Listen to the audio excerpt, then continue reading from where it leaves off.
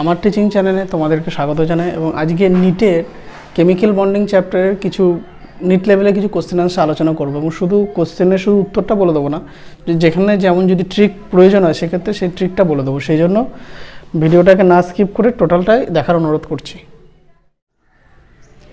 Which of the following oxide will exhibit paramagnetic behaviour, অর্থাৎ এই যে চারটে এক্সাম্পল এই চারটে দেওয়া আছে এর মধ্যে কোনটা প্যারাম্যাগনেটিক অর্থাৎ পরচুম্বকীয় ধর্ম দেখাবে। তাহলে প্রথম হচ্ছে এ হচ্ছে কার্বন ডাইঅক্সাইড। তাহলে কার্বনের ভ্যালেন্স ইলেকট্রন কটা আছে?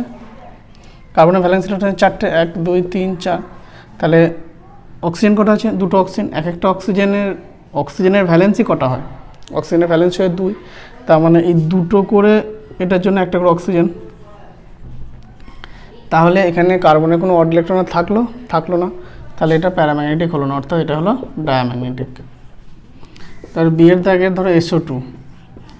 সালফারের ভ্যালেন্স ইলেকট্রন কটা আছে? সালফারের ভ্যালেন্স ইলেকট্রন 6টা, 1 2 3 4 5 6। তাহলে অক্সিজেন আছে কটা? দুটো। তাহলে এক একটা অক্সিজেনের জন্য দুটো করে ইলেকট্রন প্রয়োজন, তো দুটো করে দুটো। আর এই যে দুটো থাকলো, এই দুটো কী হচ্ছে? দুটো থাকছে, তার মানে পেয়ার হয়ে থাকছে, মানে জোড় সংখ্যক। তাহলে এটাও কী হয়ে যাচ্ছে তোমার? ডায়াম্যাগনেটিক। মানে জোড় সংখ্যক থাকলো সেটা তো জোড় ডায়াম্যাগনেটিক হচ্ছে। মানে তারপরে ClO2 ক্লোরিনের কটা ভ্যালেন্স ইলেকট্রন? 7টা, 1 2 3 4 5 6 7। অক্সিজেন কটা আছে? অক্সিজেন আছে দুটো, তাহলে এই দুটো করে ইলেকট্রনের জন্য একটা করে অক্সিজেন। এই অক্সিজেন দুটো করে ইলেকট্রনের জন্য একটা করে অক্সিজেন, এই কথাটা মানে কি? মানে হচ্ছে অক্সিজেনের ভ্যালেন্স ইলেকট্রন কতটা থাকে? 6টা। তাহলে অক্সিজেন অক্টেট ফুলফিল করার জন্য কটা ইলেকট্রন দরকার? দুটো। মানে অক্টেট ফুলফিল করার জন্য যেহেতু ভ্যালেন্স ইলেকট্রন আছে 6টা, সেই জন্য দুটো করে প্রয়োজন এক একটা অক্সিজেনের জন্য, সেই জন্য দুটো ইলেকট্রন আর একটা অক্সিজেন এরম লিখছি। তারপরে থাকছে কি? দুটো পেয়ার আপ থাকছে আর একটা কি থাকছে? অড থাকছে। তাহলে এটা কি হয়ে যাচ্ছে? এটা তোমার প্যারাম্যাগনেটিক বা পরাচুম্বকীয়। তারপরে ধরো SiO2। এবার দেখো কার্বন CO2 এর SiO2, এই কার্বনের নিচেই আছে সিলিকন। তাহলে এর কার্বন আর সিলিকনের ভ্যালেন্স ইলেকট্রন সেমই আছে, তাহলে এটাও ডায়াম্যাগনেটিক হবে। তাহলে প্যারাম্যাগনেটিক কোনটা হলো? ClO2 এটা। তাহলে এটা দেখো ট্রিকটা কী হলো, যে কার ভ্যালেন্স ইলেকট্রন কটা আছে সেটা লিখে নিলে, তারপরে যেটা থাকবে এখানে যেমন অক্সিজেন আছে, অক্সিজেন দুটো করে। যদি এটা ফ্লোরিন থাকতো, ফ্লোরিনে একটা ইলেকট্রন এক একটা ফ্লোরিন হতো, কারণ ফ্লোরিনের ভ্যালেন্স ইলেকট্রন আছে 7টা, তাহলে আর একটা করে নিলেই তোমার 8টা হয়ে যাবে। তাহলে সেন্ট্রালের কটা ভ্যালেন্স ইলেকট্রন আর যেটা থাকছে তার ভ্যালেন্সই কত হবে সেইটা নিয়ে হিসাবটা হচ্ছে। The correct sequence of increasing covalent character, অর্থাৎ সমযোজী চরিত্র বৃদ্ধির ক্রম অনুসারে 4টে অপশন দেওয়া আছে, কোনটা ঠিক হবে? এটা সমযোজী চরিত্র বৃদ্ধিটা কি কোন সূত্র থেকে বলা যায়? হচ্ছে ফ্যাজানের সূত্র। ফ্যাজানের সূত্র যে কী জানি, যে ক্যাটায়নের সাইজ যত ছোট হবে এবং অ্যানায়নের সাইজ যত বড় হবে সেই যৌগটা তত কোভ্যালেন্ট অর্থাৎ সমযোজী। এটা হচ্ছে মেন গুরুত্বপূর্ণ কথা। তাহলে সমযোজীর জন্য হচ্ছে ক্যাটায়ন ছোট হবে আর অ্যানায়ন বড় হবে, এটা হচ্ছে মেন কথা। অ্যানায়ন বড়, এটা হচ্ছে তোমার ফ্যাজানের সূত্র অনুযায়ী কোভ্যালেন্ট ক্যারেক্টার তত বেশি ফ্যাজান্স। তাহলে increase covalent character, increasing covalent character. তাহলে এখানে দেখো অ্যানায়নগুলো সব ক্ষেত্রেই সেম আছে, সব ক্ষেত্রেই ক্লোরিন আছে, সবগুলোই সেম। তাহলে অ্যানায়নের ব্যাপারটা কিছু নেই। তাহলে এখানে হচ্ছে ক্যাটায়ন নিয়ে মেন ব্যাপার হবে। তাহলে লিথিয়াম, সোডিয়াম আর বেরিলিয়াম এদের মধ্যে সাইজটা কার বড় হবে? তাহলে যদি পিরিয়ডিক টেবিলে দেখি, লিথিয়ামের নিচে আছে সোডিয়াম পিরিয়ডিক টেবিলে, আবার লিথিয়ামের পরে ডান দিকে আছে তোমার বেরিলিয়াম। তাহলে হচ্ছে 1 নম্বরে, এটা 2 নম্বর, 3 নম্বরে। তাহলে আমরা জানি বাম থেকে ডানে সাইজটা ছোট হয়, তাহলে এর থেকে এখানে সাইজটা ছোট হচ্ছে, আর এদিক থেকে সাইজটা বড় হচ্ছে। এবার এখানে ব্যাপারটা হচ্ছে কি, বেরিলিয়াম আছে +2তে, বেরিলিয়ামের চার্জ আছে 2+। তাহলে যদি পজিটিভ চার্জ যত বেশি হয় তার সাইজটা যত কী হয়? ছোট হয়। তাহলে বেরিলিয়াম যেহেতু 2+ আছে, তাহলে বেরিলিয়ামের সাইজটা সবচেয়ে ছোট হবে। তাহলে সাইজ হচ্ছে বেরিলিয়ামের সবচেয়ে ছোট। তারপরে বেরিলিয়ামের থেকে কার বড় হবে? বেরিলিয়ামের থেকে হবে তোমার লিথিয়ামের বড়, তারপর সোডিয়ামের সবচেয়ে বড়, কারণ লিথিয়ামের নিচে সোডিয়ামটা আছে আর বেরিলিয়ামটা 2+ আছে। এমনিও বাম থেকে ডানে ছোটো হচ্ছে, আবার 2+ আছে, সেই জন্য সাইজটা সবচেয়ে ছোটো হচ্ছে। তাহলে যেহেতু এটা সবচেয়ে ছোট হচ্ছে সাইজটা, তাহলে এই যৌগটার যে কোভ্যালেন্ট ক্যারেক্টার সবচেয়ে বেশি হবে, তাহলে BeCl2 এর কোভ্যালেন্ট ক্যারেক্টার সবচেয়ে বেশি, তাহলে BeCl2 কোভ্যালেন্ট ক্যারেক্টার সবচেয়ে বেশি হবে। তারপরে হচ্ছে তোমার LiCl এর হবে, তারপরে হচ্ছে NaCl, মানে NaCl এর সবচেয়ে ছোট হবে। তাহলে এখানে NaCl এর সবচেয়ে ছোট, তারপর LiCl, তারপর BeCl2 সবচেয়ে বড় হচ্ছে। তাহলে ইনক্রিজিং অর্ডারে বলেছে, তাহলে ইনক্রিজিং অর্ডার হচ্ছে NaCl সবচেয়ে ছোট, তারপর LiCl, তারপর হচ্ছে BeCl। Which of the following is paramagnetic, মানে এইগুলোর মধ্যে কোনটা হচ্ছে পরাচুম্বকীয়। এর একটা ভিডিও আমার দেওয়া আছে, দেখে নেবে যে প্যারাম্যাগনেটিক উইথাউট বলে ইমোটি ডায়াগ্রাম, এর ভিডিও আমার অলরেডি দেওয়া আছে। তাহলে এখানে করতে হবে কি, প্যারাম্যাগনেটিক চরিত্র এরম দিলে তার ভ্যালেন্স ইলেকট্রনগুলো টোটাল কাউন্ট করবে। যদি ভ্যালেন্স ইলেকট্রনগুলো তোমার অড নাম্বার হয় তখন সেটা সাধারণত প্যারাম্যাগনেটিক হয়। যেমন যদি প্রথমটা দেখি, ধরো O2-, তাহলে দুটো অক্সিজেন আছে, তাহলে অক্সিজেন হচ্ছে 6, একটা অক্সিজেনের ভ্যালেন্স ইলেকট্রন থাকে 6, তাহলে 6 + 6 প্লাস নেগেটিভ চার্জের জন্য একটা ইলেকট্রন, তাহলে কত ইলেকট্রন, 13টা ইলেকট্রন। তাহলে অড নাম্বার, তাহলে এটা হচ্ছে প্যারাম্যাগনেটিক। তারপরে ওগুলো দেখিয়ে দিচ্ছি। তাহলে Cn-, তাহলে কার্বনের আছে 4টে, কার্বনের ভ্যালেন্স ইলেকট্রন। নাইট্রোজেনের ভ্যালেন্স ইলেকট্রন কটা থাকে, নাইট্রোজেনের ভ্যালেন্স ইলেকট্রন থাকে 5টা প্লাস নেগেটিভ চার্জ, তাহলে 4 আর 5 9 রাখে কটা, 10টা। এই 10 সংখ্যাটা কি, ইভেন নাম্বার, তাহলে এটা হচ্ছে ডায়াম্যাগনেটিক। তারপরে হচ্ছে তোমার NO+, নাইট্রোজেনের ভ্যালেন্স ইলেকট্রন কত, 5টা, অক্সিজেনের কটা থাকে 6টা।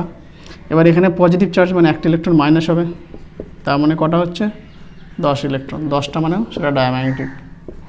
তারপর হচ্ছে CO, কার্বন মনোক্সাইড, কার্বনের থাকে কটা, 4টে, অক্সিজেনের থাকে 6টা, এখানেও 10টা ইলেকট্রন, তাহলে কত হচ্ছে ডায়াম্যাগনেটিক।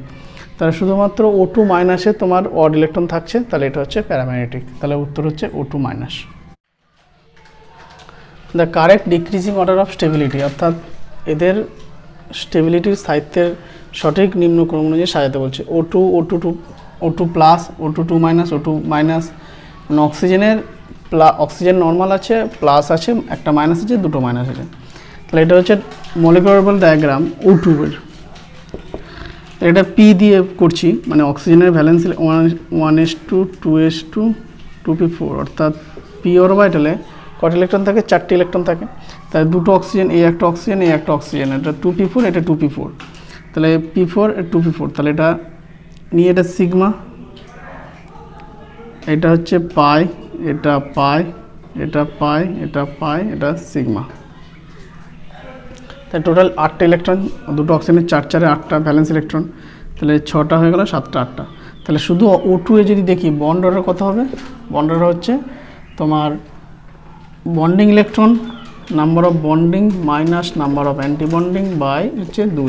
তাহলে বন্ডিং কটা আছে, বন্ডিং আছে 6টা, মাইনাস অ্যান্টি বন্ডিং 2টো বাই 2, কত হচ্ছে 2। তাহলে অক্সিজেনের বন্ড অর্ডার হচ্ছে তোমার কত, 2টো। এবার যদি O2+ হয়, O2 যদি প্লাস হয়, তাহলে O2+ হলে ইলেকট্রনটা কোথা থেকে কমবে, ইলেকট্রনটা কমবে অ্যান্টিবন্ডিং থেকে। তাহলে বন্ড অর্ডার কী হবে, বেশি হবে।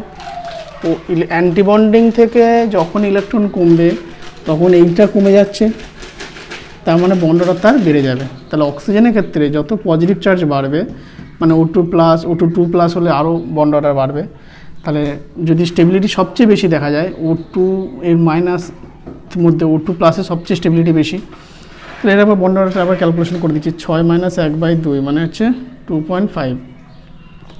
তাহলে O2+ এর স্টেবিলিটি সবচেয়ে বেশি, তারপরে O2, এবার O2- আর O2-, তাহলে O2 একটা মাইনাস হলে আর একটা ইলেকট্রন কোথায় প্রবেশ করবে, অ্যান্টিবন্ডিংয়ে, 2- হলে আর একটা অ্যান্টিবন্ডিংয়ে প্রবেশ করবে। তার মানে অ্যান্টিবন্ডিংয়ে যত প্রবেশ করবে তার বন্ডটা তত কমে যাবে, মানে স্থায়িত্ব তত কমে যাবে। তাহলে তারপরে হচ্ছে তাহলে O2-, তারপরে হচ্ছে O2-, তাহলে O2+ স্টেবিলিটি সবচেয়ে বেশি, তারপর O2, তারপর O2-, তারপর O2-, না অ্যান্টিবন্ডিংয়ে প্রবেশ করা মানেই তার বন্ড অর্ডারটা কমে যাবে এবং স্টেবিলিটিটাও কমে যাবে। দেখো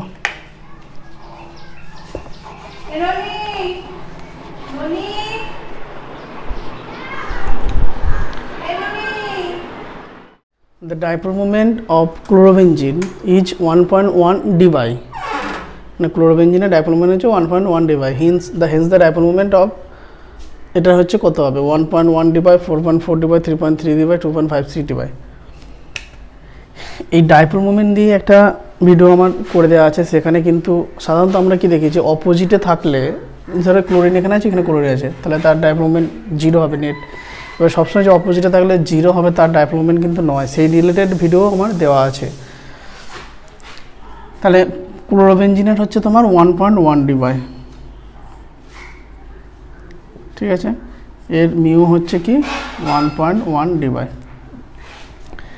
এবার যদি আমি এইটাকে বাদ দিয়ে ভাবি, মানে যদি ধরো এরম ভাবছি 135 ট্রাইক্লোরোবেনজিন, 135 ট্রাইক্লোরোবেনজিনে যদি ভাবি, তাহলে এর এই যে এই ক্লোরিনের সাথে এই ক্লোরিনের বন্ড অ্যাঙ্গেল কত হবে? 120 ডিগ্রি, 120 ডিগ্রি। তাহলে এইটার এই ক্লোরিন আর এই ক্লোরিন মানে অর্থ মেটা পজিশন যে ক্লোরিন মানে 1,3, এই যে দুটোর এর জন্য dipole moment, net dipole moment কত হবে? Mu equal to √/। তাহলে এর এই একটা ভ্যালু দেওয়া আছে মিউ 1, ধরো দেওয়া আছে ভ্যালু, ধরো একটা 1.1, মিউ 1 স্কোয়ার, মানে অ্যাকচুয়াল ফর্মুলা প্রথমে লিখি, তাহলে mu 1 square plus mu 2 square plus 2 mu 1 mu 2 cos theta. মানে ব্যাপারটা হচ্ছে এর ক্লোরোবেন এইটার হচ্ছে ধরো মিউ 1 ধরছি, আর এইটার মিউ 2 ধরছি, যদিও ভ্যালুটা একই থাকবে 1.1, আর এর আমি রেজাল্টেন্টটা বার করছি, এই রেজাল্টেন্ট, এটা ধরো মিউ ধরছি, এটা রেজাল্টেন্ট, এই দুটো রেজাল্টেন্ট বা লব্ধি। তাহলে কত হচ্ছে? এবার এইটার ভ্যালু দেওয়া আছে 1.1, এটাও 1.1, কারণ এটা তো সবগুলি ক্লোরিন আছে। তাহলে 1.1 square plus 1.1 square plus 2 into 1.1 into 1.1 into cos theta. আর কস থিটার ভ্যালু কত আছে? 120 ডিগ্রি। তাহলে 2 into 1.1 square plus 2 into 1.1 square into এটা কত? কস 100 ডিগ্রি, 120 ডিগ্রির মান হচ্ছে -1/2, তাহলে -1/2, মানে এটা গুণ আকারে আছে কিন্তু।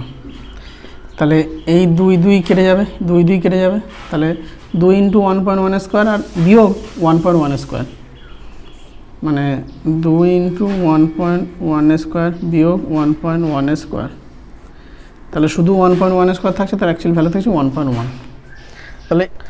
তাহলে এইটার রেজাল্টেন্ট হচ্ছে 1.1, আর এর অপোজিটে এইটা আছে, তাহলে এর ভ্যালুটাও তো 1.1 আছে, তাহলে দুটো এই দুটো রেজাল্টেন্ট আর এই অপোজিটটা কী হবে? ক্যান্সেল আউট হয়ে যাবে। তাহলে অ্যাকচুয়ালি ভ্যালু থাকবে কার? মানে আরেকটা ক্লোরিন যেটা এক্সট্রা থাকছে, ধরো এখানে বা এখানে যেখানে হোক, ধরো এখানে আছে ক্লোরিনটা, তার যে ভ্যালুটা হচ্ছে অর্থাৎ 1.1 ডিভাই সেটাই থাকবে। মানে দুটো রেজাল্টেন্ট, মানে এই দুটো রেজাল্টেন্ট বা এই দুটোর যদি রেজাল্টেন্ট ভাবি, এই দুটো রেজাল্টেন্ট ধরো 120 ডিগ্রি করে, এটা ধরো এটা 1.1 হলো, তাহলে এটা ক্যান্সেল হয়ে গেল। তাহলে এর রেজাল্টেন্টের সাথে এর আর এর রেজাল্টেন্টের সাথে এর ভ্যালুটা ক্যান্সেল হয়ে গেল, তাহলে কার ভ্যালু থাকলো? শুধু এই ক্লোরোবেনজিনের ভ্যালুটাই থাকলো। তাহলে সেই ক্লোরোবেনজিনের ভ্যালু কত হচ্ছে? 1.1 ডিভাই। তাহলে অ্যান্সারটা হচ্ছে তোমার 1.1 ডিভাই, এটা হচ্ছে অ্যান্সার। দ্য মলিকুলার অরবিটাল শোন below can be described as, মানে এই যে অ্যাটমিক অরবিটালগুলো মিলে তো মলিকুলার অরবিটাল হয়। এবার এই যে মলিকুলার অরবিটাল তৈরি হয়েছে, ছবি দেওয়া আছে, সেটা মানে কী ধরনের মলিকুলার অরবিটাল সেটা বলছে। মানে এটা কি সিগমা, এটা কি সিগমা স্টার, তারপরে এটা কি তোমার পাই স্টার, এটা কি পাই স্টার পাই, নাকি হচ্ছে পাই স্টার সিগমা স্টার। যেমন ধরো এস অরবিটালে মিলে কি হয়? সিগমা, এস মিলে সিগমা হয়, আর এস অ্যাডিশন হচ্ছে সিগমা, আর সাবস্ট্রাকশন হচ্ছে তোমার সিগমা স্টার হবে। তো এটা সিগমা স্টার। এবার যদি পাই অরবিটালগুলো মিলিত হয়, পি অরবিটাল আর কি, পি ধরো এটা পি ওয়াই ধরছে, এটাও একটা পি ওয়াই, তাহলে সেম সাইন কি হয়? অ্যাডিশন হয়। তাহলে অ্যাডিশন হলো এটা, তাহলে পি ওয়াই মিলে কি হয়? পাই অরবিটাল তৈরি হয়েছে। তাহলে এটা যে ছবিটা কী হবে? পাই। তাহলে পাই কোথায় আছে? এখানে আছে পাই, এখানে কিন্তু প্রথমে পাই কোথাও নেই। আর এটা কি হচ্ছে? অপোজিট সাইনে কি হচ্ছে? অ্যাডিশন হবে না, সাবস্ট্রাকশন আছে। তাহলে এটা হচ্ছে কি? নোডাল প্লেন মানে যেখানে ইলেকট্রন থাকবে না বা প্রবাবিলিটি 0 ইলেকট্রন থাকার সম্ভাবনা। তাহলে এটা হচ্ছে পাই স্টার, মানে হচ্ছে অ্যান্টি বন্ডিং পাই স্টার, এটা পাই স্টার। তাহলে যেটা হলো কি? এটা হচ্ছে পাই, এটা হচ্ছে পাই স্টার। বি এর দাগের উত্তর হচ্ছে, মানে পি অরবিটালগুলো মিলে কি হয়? পিএক্স মিলে, যেমন যদি ইন্টারনিউক্লিয়ার অ্যাক্সিস হয় তখন হচ্ছে সিগমা বন্ড হয়। ইন্টারনিউক্লিয়ার অ্যাক্সিস মানে এটা ধরো আছে, এটা একটা ইন্টারনিউক্লিয়ার অ্যাক্সিস, এই দুটো যদি মিলিত হচ্ছে তখন হচ্ছে তোমার সিগমা বন্ড হবে পি, এটা ধরো পি এক্স ধরছি, এটা হচ্ছে ইন্টারনিউক্লিয়ার অ্যাক্সিস, এটা দুটো মিলে সিগমা বন্ড হবে, সিগমা বন্ডিং বা সিগমা এন্ড বন্ডিং। কিন্তু যেগুলো ইন্টারনিউক্লিয়ার অ্যাক্সিসে নেই, মানে পি ওয়াই বা পি জেড, যেগুলো ইন্টারনিউক্লিয়ার অ্যাক্সিস থাকে না সাধারণত, সেগুলো মিলিত হয়ে সাধারণত পাই আর পাই স্টারই তৈরি হয়। তাহলে এটা উত্তর যে pi star. Which one of the following has maximum bond angle, মানে কোনটার সবচেয়ে বন্ড অ্যাঙ্গেল সবচেয়ে বেশি আছে। তাহলে CH4 H2 NH3 CO2। তাহলে প্রথম হচ্ছে CH4। তাহলে বন্ড অ্যাঙ্গেল বলতে গেলে প্রথমে একটু বলি, প্রথমে দেখবে তোমার হাইব্রিডাইজেশন কী আছে। হাইব্রিডাইজেশন যদি SP হাইব্রিডাইজেশন হলে বন্ড অ্যাঙ্গেল, ভেসপার থিওরি যেটা আছে, ভেসপার থিওরিতে অনেক কটা রুল আছে। হাইব্রিডাইজেশন যদি মানে SP হয় তার বন্ড অ্যাঙ্গেল হয় 180 ডিগ্রি, SP2 হলে 120 ডিগ্রি যদি রেগুলার ওয়েতে থাকে। এবার সেটা যেমন একটা ব্যাপার হাইব্রিডাইজেশন। তারপর হচ্ছে সেন্ট্রাল অ্যাটম যেটা থাকে, এখানে যেমন কার্বন, এখানে অক্সিজেন, এখানে নাইট্রোজেন, এখানে কার্বন। কেন্দ্রীয় পরমাণুর তড়িৎ ঋণাত্মকতা দেখবে, কেন্দ্রীয় পরমাণুর তড়িৎ ঋণাত্মকতা যত বেশি হবে, সেন্ট্রাল অ্যাটমের তড়িৎ ঋণাত্মকতা যত বেশি হবে, বন্ড অ্যাঙ্গেল তত বেশি হবে। তাহলে সেন্ট্রাল অ্যাটমের ইলেকট্রোনেগেটিভিটির সাথে রিলেটেড। তারপরে হচ্ছে মাল্টিপল বন্ড যেখানে হবে সেখানেও বন্ড অ্যাঙ্গেল বেশি হবে, মাল্টিপল বন্ড বেশি থাকলে বন্ড অ্যাঙ্গেল বেশি হবে। তাহলে এখানে CH4 এর স্ট্রাকচারটা কী আছে, এটা হচ্ছে টেট্রাহেড্রাল। তাহলে এটা একটু বলে দিই হাইব্রিডেশনটা কী করে করতে হবে তাড়াতাড়ি। মানে ধরো কার্বন 1 2 3 4টে আছে, তাহলে 4টে হাইড্রোজেন, একটা হাইড্রোজেনের জন্য কটা ইলেকট্রন লাগবে, একটা করে। তাহলে 4টে হাইড্রোজেনের জন্য 4টে হয়ে গেল। তাহলে হাইব্রিডেশন কত হয়ে গেল, SP3 মানে বন্ড অ্যাঙ্গেল 109 ডিগ্রি 28 মিনিট, মানে টেট্রাহেড্রাল। এই যে বন্ড অ্যাঙ্গেলটা, এইটা বা এটা কারণ বিয়ে থাকে ওয়াটার। অক্সিজেনের কটা আছে, ভ্যালেন্স ইলেকট্রন 6টা, 1 2 3 4 5 6। হাইড্রোজেনের কটা আছে, 1টা 2টা হাইড্রোজেন। তাহলে এই লোন পেয়ার, তাহলে 1 2 3 4, এই হাইব্রিডেশন কত হয়ে গেলো, SP3, মানে 1 2 3 4 SP3 হাইব্রিডেশন। SP3 হাইব্রিডেশন হলো এই বন্ড অ্যাঙ্গেল কিন্তু 109 ডিগ্রি 28 মিনিট হবে না, তার থেকে কম হবে। কারণটা হচ্ছে এখানে তোমার অক্সিজেনের উপর দুটো লোন পেয়ার আছে, তাহলে বন্ড অ্যাঙ্গেলটা তোমার less than 109 degree 28 minute bond অ্যাঙ্গেলটা। তারপরে যদি NH3 দেখি, NH3তে তাহলে নাইট্রোজেনের ভ্যালেন্স ইলেকট্রন কটা আছে, 5টা, 1 2 3 4 5। 3টে হাইড্রোজেন, প্রত্যেকটার জন্য একটা করে ইলেকট্রন দরকার। তাহলে একটা লোন পেয়ার থেকে থাকলো। তাহলে এখানে আছে কটা লোন পেয়ার, দুটো লোন পেয়ার, এখানে আছে একটা লোন পেয়ার। তাহলে এখানে বন্ড অ্যাঙ্গেল কিন্তু 109 ডিগ্রি 28 মিনিটের থেকে কম থাকবে, কিন্তু জলের যে বন্ড অ্যাঙ্গেল হবে তার থেকে বেশি থাকবে। কারণটা হচ্ছে এখানে তোমার একটা লোন পেয়ার আছে, ঠিক আছে। তাহলে এটা বন্ড অ্যাঙ্গেলটা আমি শুধু লেস দ্যান লিখছি, 109 ডিগ্রি 28 মিনিট। তাহলে এখানে লিখেছি মাছ লেস দ্যান, দুটো লেস দ্যানের চিহ্ন আছে, এখানে একটা লেস দ্যান লিখছিলাম। আর একটা থাকছে ডি নাম্বার হচ্ছে CO2। তাহলে কার্বনের ভ্যালেন্স ইলেকট্রন কটা, 1 2 3 4, 4টে। একটা অক্সিজেনের দুটো করে, কারণ অক্সিজেনের ভ্যালেন্সি হয় দুটো, মানে যোজ্যতা হচ্ছে 2। তাহলে স্ট্রাকচারটা কত হবে, তো স্ট্রাকচারটা হচ্ছে এইটা 1 2, মানে SP হাইব্রিডাইজেশন লিনিয়ার স্ট্রাকচার। এর বন্ড অ্যাঙ্গেল কত হচ্ছে 180 ডিগ্রি। তাহলে বন্ড অ্যাঙ্গেল সবচেয়ে বেশি হচ্ছে কার, CO2। কার বন্ড অ্যাঙ্গেল সবচেয়ে বেশি, CO2। এবার যদি এটা যদি দিত যে বন্ড অ্যাঙ্গেল ডিক্রিজিং অর্ডারে সাজাও, তাহলে এটা সাজিয়ে দিই, তাহলে CO2টা সবচেয়ে বেশি, তারপরে হচ্ছে CH4 এর, কারণ 109 ডিগ্রি 28 মিনিট। তারপরে হচ্ছে তোমার NH3, কারণ এখানে একটা লোন পেয়ার আছে। সবচেয়ে কম হচ্ছে জলের, কারণ জলে অক্সিজেনের মাথায় কটা আছে, দুটো লোন পেয়ার। তাহলে H2 এর বন্ড অ্যাঙ্গেলটা সবচেয়ে কম। আগের যে বন্ড অ্যাঙ্গেল নিয়ে যে তোমার প্রবলেমটা করলাম, বন্ড অ্যাঙ্গেল নিয়ে আমি একটা স্পেশাল ভিডিও বানিয়ে দেবো, কারণ বন্ড অ্যাঙ্গেলে তোমার অনেক এক্সেপশনাল ব্যাপারও আসে, সেই জন্য বন্ড অ্যাঙ্গেল নিয়ে স্পেশাল ভিডিও একটা করে দেবো। তাহলে 8 নম্বর কোশ্চেন হচ্ছে the type of bond present in NH4Cl। NH4Cl এ কী ধরনের বন্ড আছে, ইলেকট্রোভ্যালেন্ট, কোভ্যালেন্ট অ্যান্ড কোঅর্ডিনেট, না অনলি আয়নিক, না অনলি কোভ্যালেন্ট, আর কোভ্যালেন্ট আর কোঅর্ডিনেট। তো NH4Cl-টাকে প্রথমে আমি যদি এরকম ভাঙি যে NH4Cl, তাহলে NH4 প্লাস Cl মাইনাস, তাহলে NH4 প্লাস আর Cl মাইনাস নিজেরা বন্ড করেছে, তার মানে এখানে অবশ্যই এরা আয়নিক বন্ডের মাধ্যমে যুক্ত হয়েছে, তাহলে আয়নিক হচ্ছে। এবার NH4টা কী করে তৈরি হয়েছে, NH4টা অবশ্যই তৈরি হয়েছে NH3-র সাথে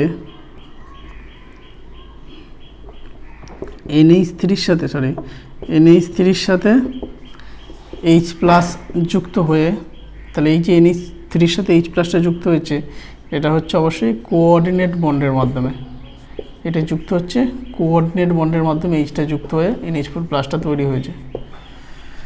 এবার এই যে NH3টা কী করে তৈরি হয়েছে, NH3টা এর সাথে যে 3টে হাইড্রোজেন যুক্ত হয়েছে অবশ্যই তাহলে কী বন্ড, সমযোজী বন্ধন, কারণ নাইট্রোজেনের ভ্যালেন্স ইলেকট্রন আছে কটা, 5টা, 3 4 5, তাহলে 3টে হাইড্রোজেনের 3টে একটা করে, তাহলে এই যে সমযোজী বন্ডের মাধ্যমে, আর একটা হচ্ছে তোমার লোন পেয়ার, সেই স্ট্রাকচারটা এঁকেছি 3টে হাইড্রোজেনের সাথে সমযোজী বন্ধন, আর একটা হচ্ছে এই লোন পেয়ারটা এখানে হয়ে আছে। তার মানে এই যে NH3টা তৈরি হয়েছে সেটা হচ্ছে তোমার কোভ্যালেন্ট বন্ড বা সমযোজী বন্ধন। তাহলে NH4Cl এ 3 রকমের বন্ডই আছে, কারণ NH3টা হচ্ছে কোভ্যালেন্টের মাধ্যমে যুক্ত হচ্ছে, মানে তৈরি হয়েছে, আর NH3 সাথে H প্লাস দিয়ে NH4 প্লাস তৈরি হয়েছে, সেটা হচ্ছে কোঅর্ডিনেট বন্ডের মাধ্যমে, আর NH4 প্লাসের সাথে Cl মাইনাস যুক্ত হচ্ছে আয়নিক বন্ডের মাধ্যমে। তাহলে 3 রকম বন্ডই এখানে আছে। যদি ভিডিওটি ভালো লেগে থাকে তো অবশ্যই যাদের প্রয়োজন তাদের কাছে শেয়ার করবে এবং চ্যানেলটিকে সাবস্ক্রাইব করবে। Thank you.